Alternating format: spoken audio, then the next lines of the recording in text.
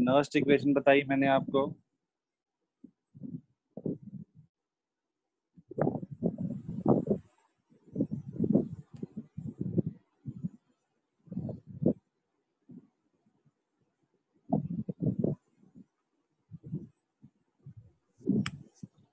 Please कोई लिखना मत इस पे, ठीक है? जो लिखता हुआ दिख गया बाहर निकाल दूंगा क्लास से। चलो जी स्टार्ट कर रहे हैं।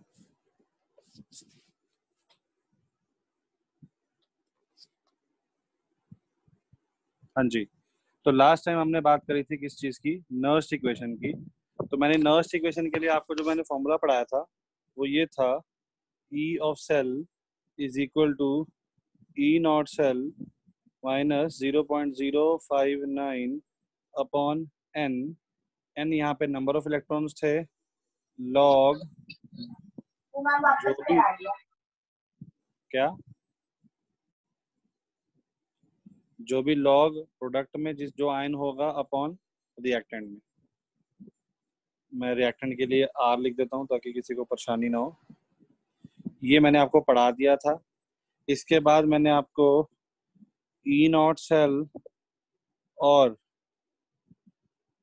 केसी के रिलेशन के बारे में भी बता दिया था। ये सारा कुछ लास्ट क्लास में हो गया था।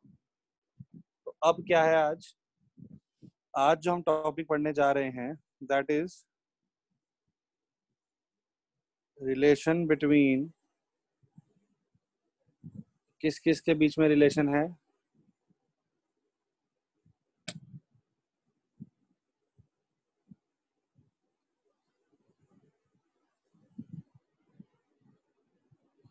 हाँ जी, रिलेशन बताने जा रहा हूँ। Relation between Gibbs free energy.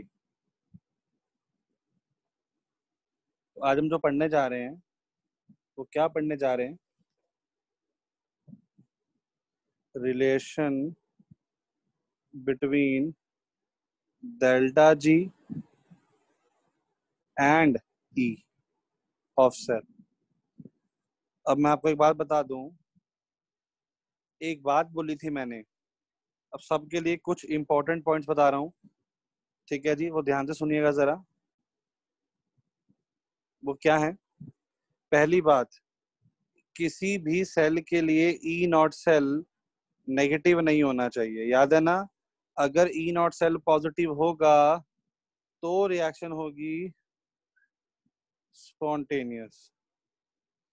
ये पहला पॉइंट है।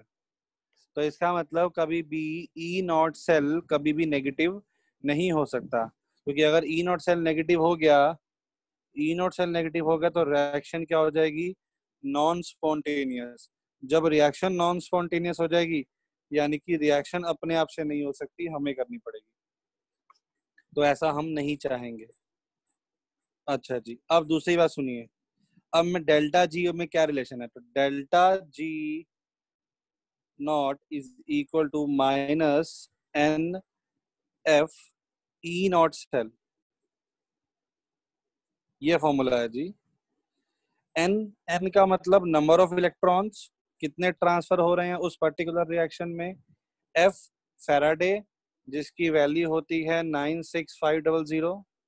और ई नॉट सेल क्या होता है वो आप जानते ही, स्टैंडर्ड इलेक्ट्रोड पोटेंशियल सेल का, इलेक्ट्रोड का नहीं, स्टैंडर्ड पोटेंशियल सेल का, जो राइट माइनस लेफ्ट करके निकाला जाता है।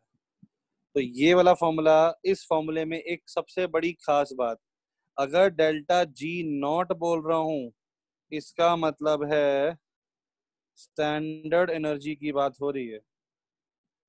इसका मतलब स्टैंडर्ड एनर्जी की बात हो रही है डेल्टा जी नॉट फॉर्मूले में। तो याद रखना, एनर्जी कब निकलेगी? जब ई नॉट सेल होगा। एनर्जी तब निकलेगी जब ई नॉट सेल होगा। तो प्लीज इसको लिखो जरा।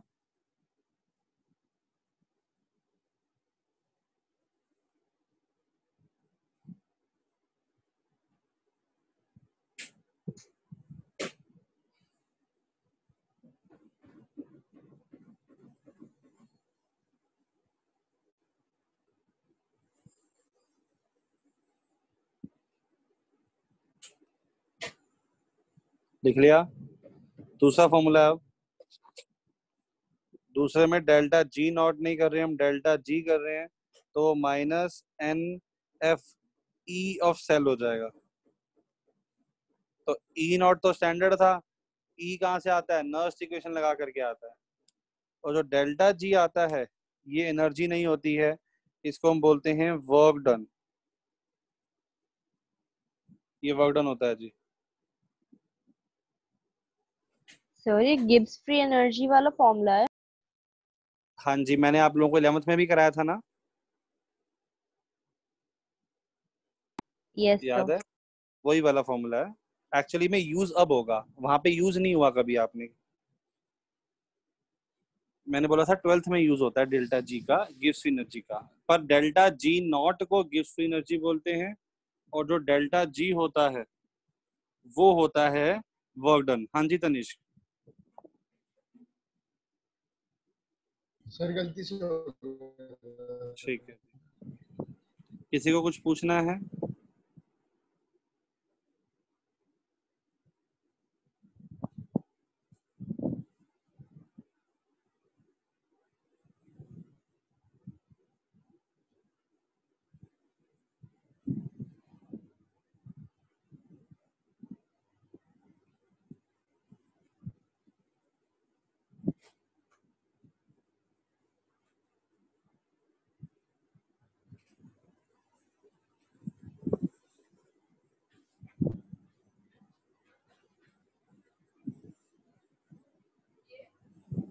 चलिए जी, अब इसके बेस पे न्यूमेरिकल करते हैं हम। तो एनसीईआरटी निकालिए जरा फटाफट से। एनसीईआरटी में चैप्टर में न्यूमेरिकल है आपका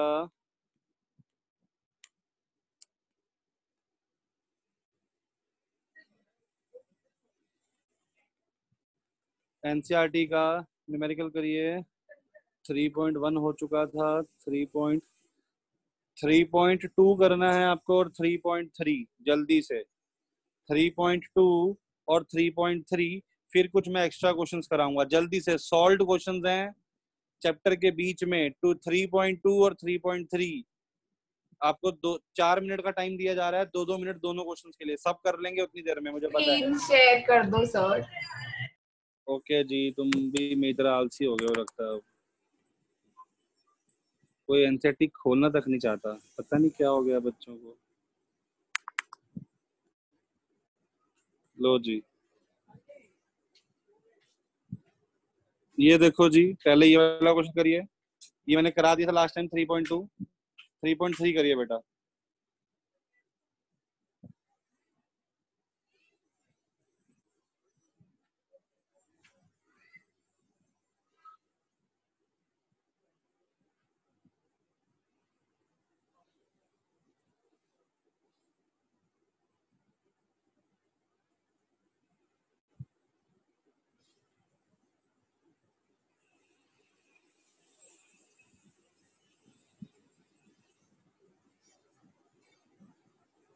सर एफ की वैल्यूज 96500 लेनी है, 96487। एक्चुअली में हम कैलकुलेशन आसान करने के लिए बच्चों को तो 96500 बताते हैं, लेकिन जिधर भी एनसीईआरटी में ले रखी है वो 96487 ही ले रखी है। तो बोर्ड में मैं बच्चों का तो 96500 ले लो, अगर लग रहा हो कि कैलकुलेशन बहुत ज्यादा है। लेकिन अगर कैलकुलेशन ठीक ठाक आए तो 96487 ही लीजिए, हल्का फुल्का सा फर्क आ ही जाएगा।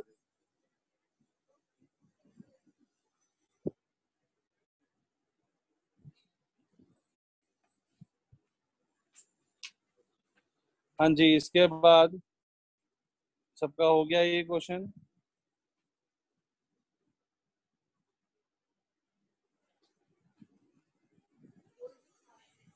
एक मैं बुक लेकर आऊं, वेट।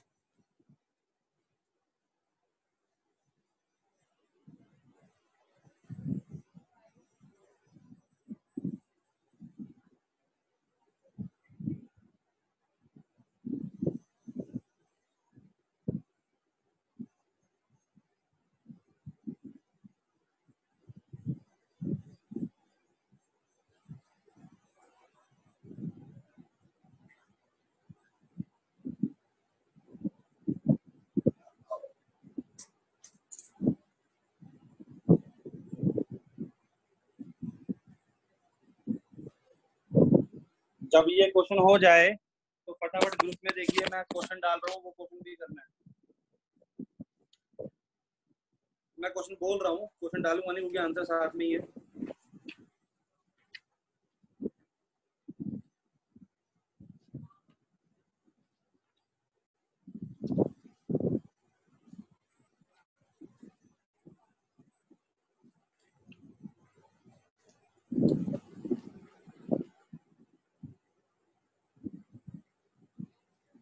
हाँ जी, तो होप सबका ही क्वेश्चन हो गया होगा। तो नर्स क्वेश्चन से पहले थोड़े से क्वेश्चन कराए जाएं।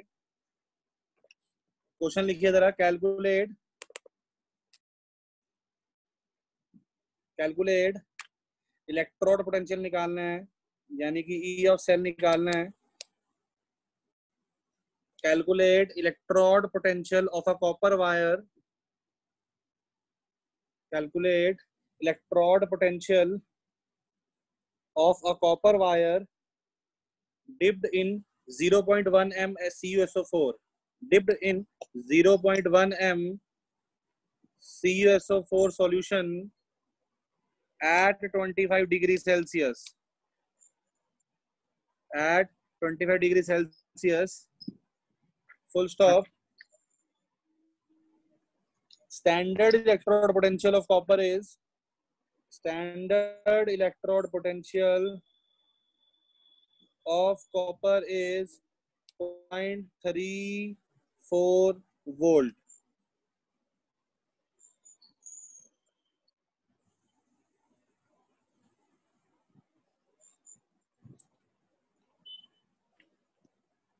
क्या मतलब हुआ? सॉल्यूशन में कॉपर की तार को डिप किया। जब हमने कॉपर की तार को डिप किया तो सॉल्यूशन जो CuSO4 का था उसमें से कॉपर आके तार पे जुड़ गए होंगे, तो रिएक्शन क्या बनेगी? Cu+2 में 2 इलेक्ट्रॉन डाले, Cu बन गया। तो इस रिएक्शन के लिए N की वैल्यू क्या हो जाएगी? अब लगाइए, नर्स इक्वेशन लगाइए और आंसर बताइए मुझे कितना आ रहा है।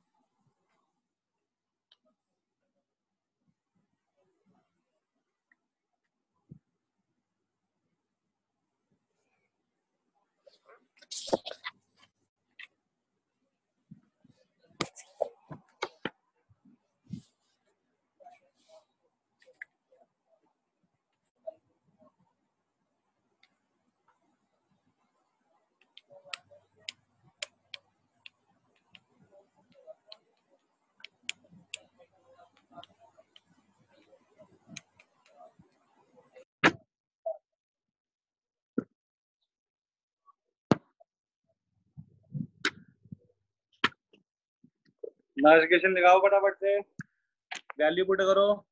ई नॉट सेल की वैल्यू कितनी? 0.34 माइनस 0.059 अपॉन N की वैल्यू 2 हो जाएगी, log 0.1 हो जाएगा। तो पॉइंट हटा के ये 10 आ जाएगा, log 10 तो वैसे ही 1 हो जाता है। सॉल्व कर लो, आंसर आ गया।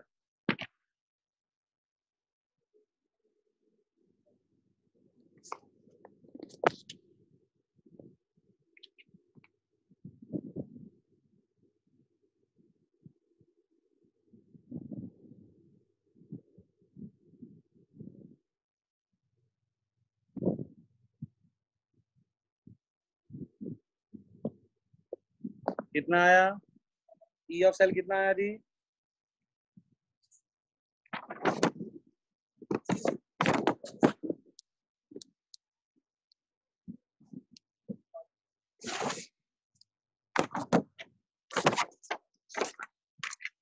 आ गया सबका आंसर?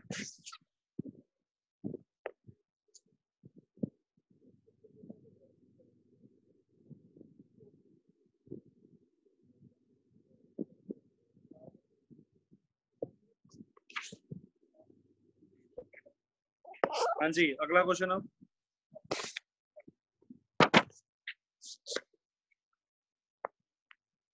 A zinc rod,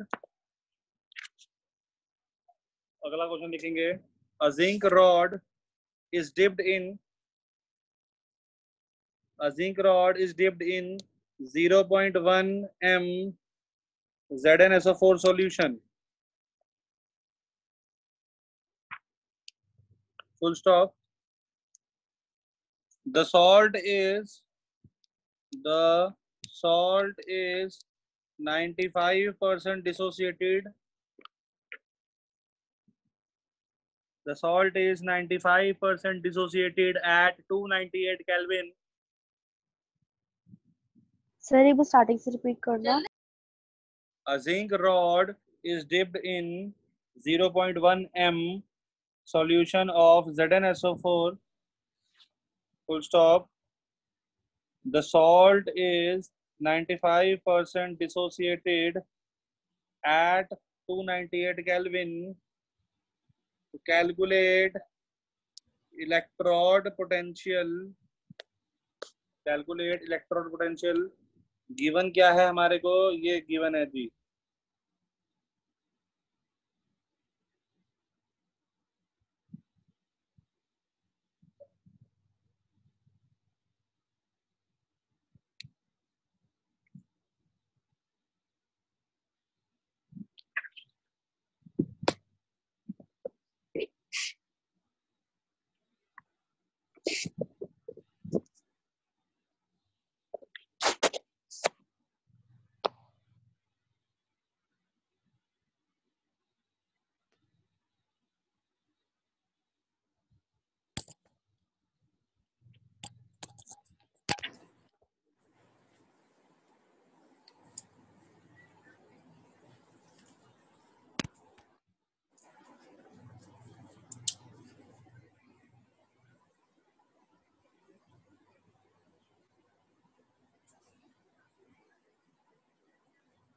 हाँ जी, तो नॉइस इक्वेशन क्या लगाएंगे हम?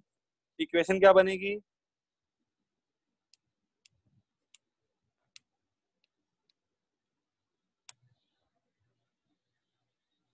यही बनेगी इक्वेशन.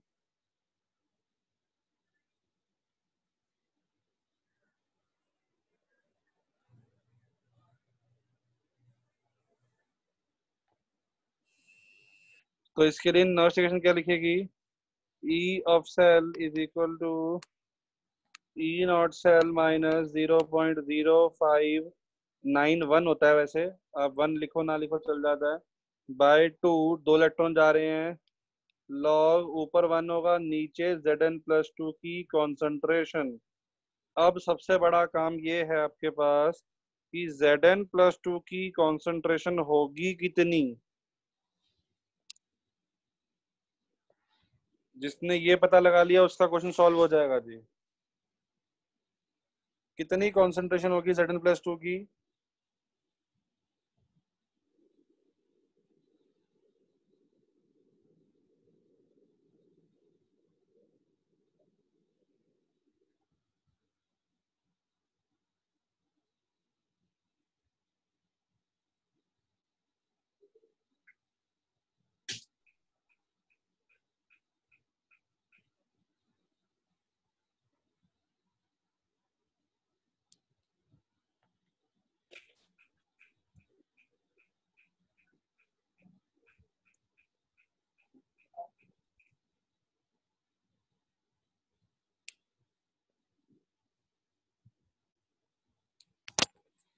सर 0.05. हाँ, क्या Zn की? देखो हाँ जी, जी. Zn की +2 की कॉन्सेंट्रेशन निकालनी है तो 0.1 है ZnSO4 की और 95% सॉल्ट टूटा तो 95/100 तो 0.095 m. ये ट्रिक थी सिर्फ इस क्वेश्चन में, क्योंकि वो बोल रहा है 0.1 है और 95% ही टूटा है तो Zn की कॉन्सेंट्रेशन क्या होगी? 0.1 का 95%. यहाँ से आ गई आपके पास जिंक की कॉन्सेंट्रेशन Zn+2 की. नर्स इक्वेशन में पुट करो, आंसर आ जाएगा.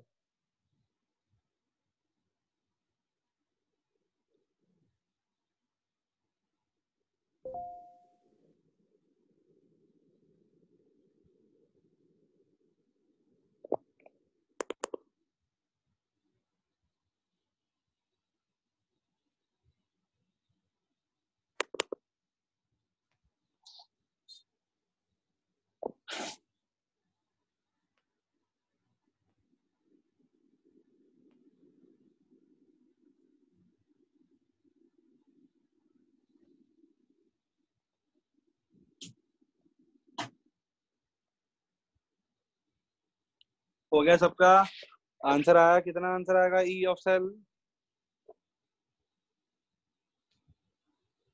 जब आप सॉल्व करोगे तो आंसर आएगा 0 पॉइंट, फॉर्मूले में पुट कर दो। इसमें ई नॉट सेल की वैल्यू भी दे रखी है, वो -0.76, और ये भी आपके पास आ गया तो -0.79021 वोल्ट। तो 7.79 ही लिख सकते थे, बहुत है, इतना लिखने की जरूरत नहीं है। इतना कोई ऐसा जिसको ना समझ आया हो?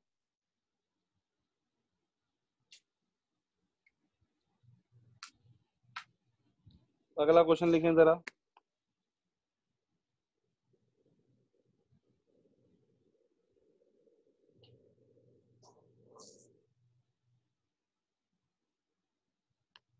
अगला क्वेश्चन लिखना है। अब मैं एक बात बता दूं, अगर कभी पीएच की बात हो तो पीएच क्या होता है basically? Minus log of H plus की कॉन्सेंट्रेशन। सबने पढ़ा है ये आयनिक इक्विलिब्रियम में, ठीक है? तो इस फॉर्मूले को यूज करना है आपको। वो कैसे यूज करोगे वो देखना है आप। क्वेश्चन लिखो, एट व्हाट पीएच, क्वेश्चन लिखेगा at what pH of HCl solution, at what pH of HCl solution will hydrogen gas electrode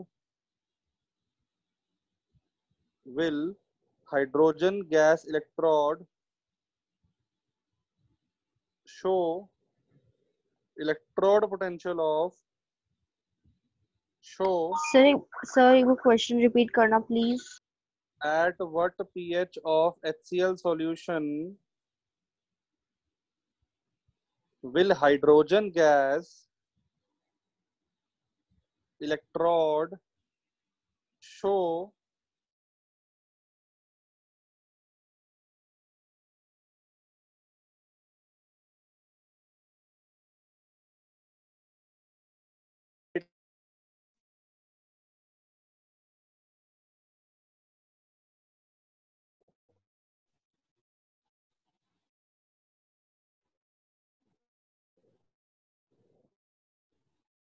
तो क्वेश्चन क्या